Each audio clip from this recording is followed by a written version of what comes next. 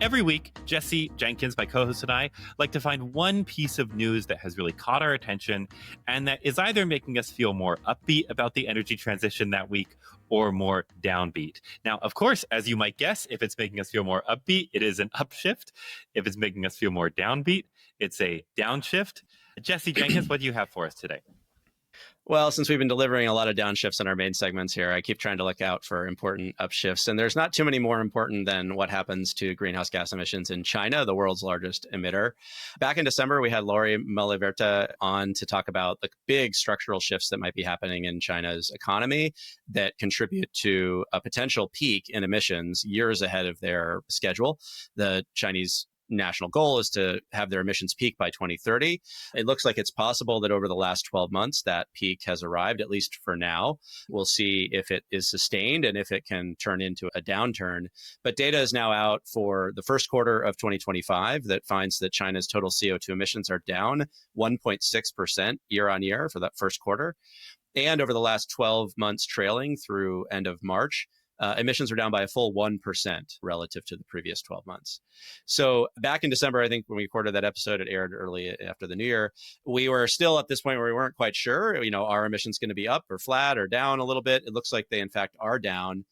A couple major drivers there, the most important of which is just that power sector clean electricity additions are now fast enough to outpace demand growth, right? It's the same race that we were just talking about for the US, where the fate of the tech neutral clean electricity tax credits will play a big role in which pulls ahead demand or clean electricity.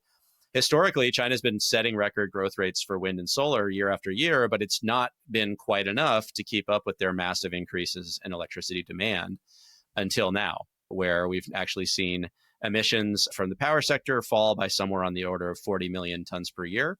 Not a huge shift, but enough to drop total emissions down across the country and offset small increases in the other sectors like chemicals and metallurgy, steel production, iron steel production in particular.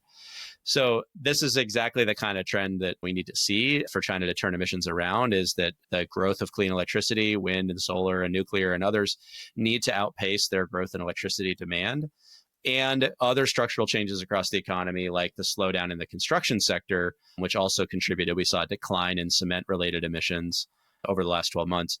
Those are also helping contribute to declining emissions and are offsetting the growth in demand or growth in emissions in petrochemicals, plastic production, et cetera, and in metallurgy, iron and steel in particular.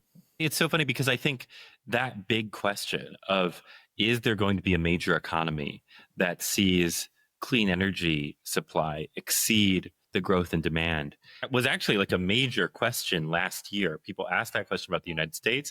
They asked it about Europe.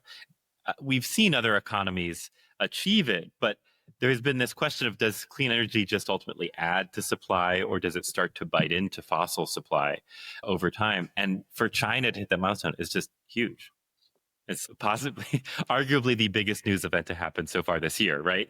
It's one of the most important shifts out there, so we'll keep a close eye on it. But for now, it's trending in the right direction, which is at least a bit of comfort given the way things are trending here at home. Rob, what do you got for us this week? I have a downshift for us. So last week, when we were going over the parts of the House Republican Ways and Means Committee proposal that effectively guts the IRA, we kind of left one part not really discussed. And this was the Foreign Entities of Concern clause. As folks who've been following the IRA for a long time will remember, there's always been a Foreign Entities of Concern clause attached to some parts of the IRA. It was attached specifically to the $7,500 tax credit for buying a personal EV. And the way that clause worked was basically that over time, to qualify for this tax credit, automakers and battery makers had to raise the amount of non-Chinese sourced materials in their battery or car. And this is meant to slowly but confidently encourage battery part makers, critical mineral refiners, critical mineral mines to shift or build new facilities outside of Chinese control, that it would gradually friendshore the EV supply chain. It was not instant. It was like, this is a long-term impetus to build a parallel supply chain, because right now, China or Chinese controlled entities control some vast amount, more than 80% of almost every supply chain that feeds into modern EVs. And if you're an American policymaker, this would seem suboptimal. The Republican proposal to reform or change or essentially gut the IRA retains a foreign entity of concern clause, but it changes it so substantially that it's almost not like worth calling it by the same policy. So what this clause does, and the clause is attached to almost every tax credit in the IRA, including, I should add, to the carbon capture tax credit, to the personal EV tax credit, to the tech neutral tax credit, every tax credit except for the biofuel, the ethanol tax credit has As a usual, new, ethanol gets its way. exactly, has a new foreign entity of concern clause. And what it says is that the tax credit cannot flow to a Chinese company. It can't flow to a company that is majority or partially controlled by someone with connections to China. And crucially, that it can't, and this is where it like really matters, that it can't receive material support from a Chinese linked entity. Now, you may think that sounds very reasonable, right? We don't want material support coming to these American energy projects. But what they mean by material support is material, like any kind of material. Like stuff, like Exactly. cement or Cement. electrical The wire. way the or law anything. is written is that any part, in my reading and the reading of folks I've talked to, any part, any component, any piece of equipment, no matter how insubstantial, if it is found to be linked or come from China or was made by a Chinese controlled company, automatically disqualifies the entire project from receiving the tax credit. So what that means is that let's say you have some steel in a steel frame for solar panels that was made in a Chinese foundry. Whole project loses qualification. Let's say that there's like a gram of graphite that through the global market has worked its way into your battery supply chain. Whole vehicle loses qualification. Let's say that there's a little copper in a wire that you use to power a direct air capture product, and that copper has come from a Chinese mine somewhere.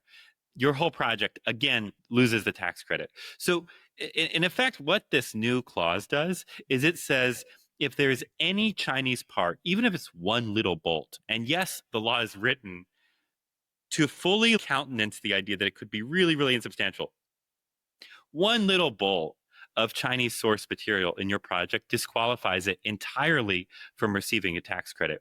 And the issue is that all these parts, lots of parts that do not reflect best-in-class technology, that are just kind of commodity parts on the market, intermingle in the global market. And right now, there's no way for energy developers or construction companies to know when they're buying something that it comes from China or that it comes from Europe or that it comes from Southeast Asia. It's just totally unclear. It's impossible to verify this. Yeah, exactly. And so what this FEOC clause would mean is, number one, it would render many of these tax credits totally unworkable. And in fact, we've seen House Republican moderates already say that they want this particular clause to be changed in an eventual final version of the law. We'll see if they succeed. What the FEOC does is it basically, I think, kills these tax credits because it's a poison pill. It's a poison pill. And what's going to happen is that the Treasury Department is going to have to go in and rewrite tax guidance for this new statutory text. And I would bet that by the time the Treasury Department finally gets around to writing that text, we'll have hit the sunset deadlines for these tax credits, and these tax credits will have been effectively killed. And so you'll hear sunset dates. You'll hear like, oh, House Republicans extended this date to 2028. And it was, it was supposed to be in 2033, and now companies can only claim until 2028 or 2029 or 2030. And you might think like, well, 2029 is an election away. Maybe there'll be a different Congress by then and they'll repeal this law and they'll extend the tax credits again. But what is actually going to happen is that between now and 2028, at least, the tax credit will not exist. It will not be usable because the FEOC clauses are such a poison pill. Now, maybe they'll change this. Maybe they'll put in some safe harbor clauses, maybe some text that they've put in there that ambiguously could be a safe harbor clause today. They'll clear it up so that it becomes clear if you're using a Chinese-made bolt, or a Chinese-made washer, that you don't lose tens of millions of dollars of tax credit support for your nuclear plant, for instance. But as of today, my read of this clause is that it is a major, major poison pill. And that, to me, is a big old downshift. Yeah, I think it's a huge downshift, Rob. Whether they resolve this to clarify that a few bolts or whatever don't count, the simple idea of material assistance, materials of any sort in your supply chain, pushes this clause and the effort to sort of excise China so far back up the supply chain to the third tier of suppliers of whatever, that it will always be impossible to verify that, right? That you're ever in compliance with that, because you would have to have like provenance for every single part in the entire supply chain. And that's just not feasible. This debate came up when the original FEOC rules were written. Where do we draw the line? How far up can we go to balance the legitimate interest in trying to build a China resilient or China independent supply chain and the need to actually make these tax credits usable and bankable? And the reality is, if a project developer is going to the bank, right, literally a bank, to get debt finance for a project that they're going to build 18 months from now or 36 months from now or whatever in the future, they don't even know where all the parts are coming from yet when they're going to the bank. And if the bankers have no confidence that you're going to be able to demonstrate with like 100% assurance your compliance with the tax credits, they will heavily, if not entirely, discount the value of those tax credits when figuring out your project economics. So they might say, well, there's an upside scenario where you happen to qualify and then our returns are great, but they're not going to loan on that scenario, right? They're not going to factor it in. And if your project economics don't work without the tax credit, they won't loan to you. And so this is called bankability. If the tax credits are not bankable, which means they're not certain at the time that you go in to finance a project, they're just useless. And that's the key thing we have to watch out for. If there's an opportunity to make any nuanced changes to the statute here, is whatever they do, whatever the policy objective is, it needs to actually be usable, or it just amounts to a poison pill, like you said. Well, on that note, thanks so much for watching. And you can find ShiftKey at heatmap.news in the description below. Be sure and like and comment on this video if you want to see something else. And thanks so much, as always, for watching ShiftKey, and see you next week.